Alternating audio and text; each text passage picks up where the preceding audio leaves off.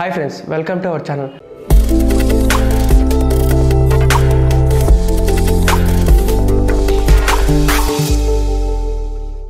Friends, ఈ మధ్య కాలంలో నలుగురు పిల్లలు 40 రోజులు తిండి లేకుండా ఏం లేకుండా అమెజాన్ ఫారెస్ట్లో బ్రతికారు. అసలు ఇది ఎలా సాధ్యం అంటే ప్రతి ఒక్కరికి ఇదే ఆలోచన అయితే వస్తుంది.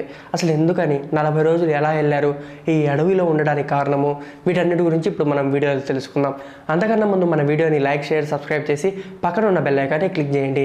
ఇక అసలు టాపిక్లోకి వెళ్తే, మామూలుగా మనకు అమెజాన్ ఫారెస్ట్ గురించి అయితే బాగానే తెలుసు. ఎంతలా అంటే దీంట్లోకి వెళ్ళారంటే చావుతో చెలగాటం ఆడినట్టే, అంటే అంత ప్రమాదకరమైంది. అదిగాక జాగ్వార్లు, అనకొండాలు ఇవన్నీ ఉన్న ఏరియాలో బ్రతకాలంటే ఎంతో కష్టం. అలాంటి కష్ట సమయంలో నలుగురు పిల్లలు 40 రోజులు బ్రతికారు. అది కూడా ఎంతో ఏజ్ కాదండి, 13 సంవత్సరాల లోపు పిల్లలు మాత్రమే. అసలు వీరందరూ ఎలా వెళ్ళారు అనేది ఇప్పుడు తెలుసుకుందాం.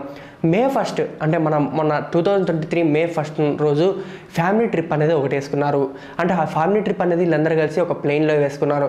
ఇలా ప్లేన్లో వేసుకుంటూ అమెజాన్ ఫారెస్ట్ ఏరియాకి ఎంటర్ అవ్వగానే సడన్గా ప్లేన్ అనేది క్రాష్ అయింది. ఈ ప్లేన్ క్రాష్ అయ్యేది తెలుసుకునే టయానికే అక్కడున్న ప్లేన్ అనేది కుప్పకూలిపోయింది. ఇలా కుప్పకూలిపోవడంతో ఒక పైలట్ మరియు ముగ్గురు పేరెంట్స్ కూడా హఠాత్తుగా చనిపోయారు. కానీ ఈ చనిపోయిన తర్వాత జరిగిందండి అసలు ట్విస్ట్.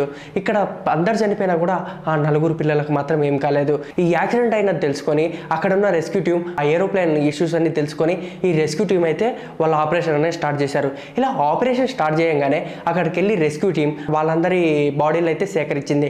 అందరికీ వచ్చిన ఆలోచన ఏంటంటే, కానీ ఇక్కడ నలుగురు పిల్లలు ఉండాలా, ప్లేన్ డ్రైవర్ ఉన్నాడు ప్లస్ పేరెంట్స్ ఉన్నారు, కానీ అసలు నలుగురు పిల్లలు ఎక్కడికి వెళ్ళారు అని ప్రతి ఒక్కరికి ఆందోళన అయింది.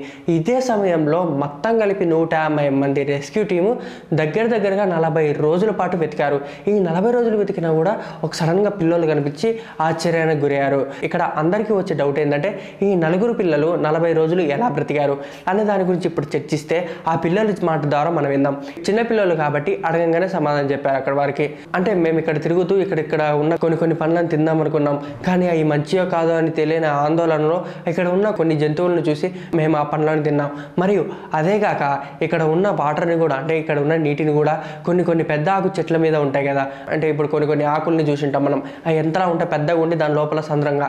అదిగాక మనం బ్యాంబో ట్రీని చూసింటాం, బ్యాంబో ట్రీలో కూడా కొన్ని వాటర్ ఉంటాయి. సో ఆ టైపులో ఏమైందంటే వీళ్ళు కూడా అలాగే వాటర్ అనేది వర్షాలు పడినప్పుడు ఆ కొన్ని వాటర్ అనేది వీళ్ళు తాగి ఇలా బ్రతికారని చెప్పేసి అయితే చెప్పుకొచ్చారు.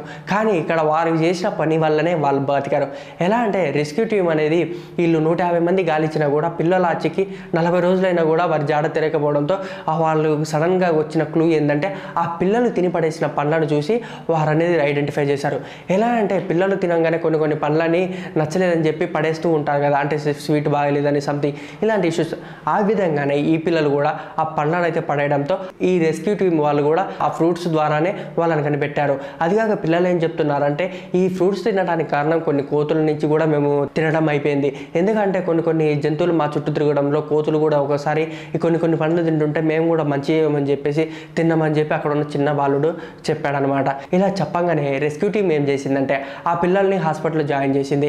కొంతమందికి సెలైన్ బాటిల్ పెట్టి ఆ నలుగురు ప్రాణాలను అయితే కాపాడింది. కానీ ఇక్కడ వచ్చిన సందేహం ఏంటంటే, వీరందరికీ ఎలా కొన్ని విషయాలు తెలియకూడదు, ఎలా తెలిసాయి అంటే ఇలా చేయకూడదు అంటే కొన్ని పదార్థాలు తినకూడదు, కొన్ని తినొచ్చు అని చెప్పేసి ఇవన్నీ ఎలా తెలిసాయని అక్కడున్న డాక్టర్ని అడిగితే డాక్టర్ ఒక మాట చెప్పాడు.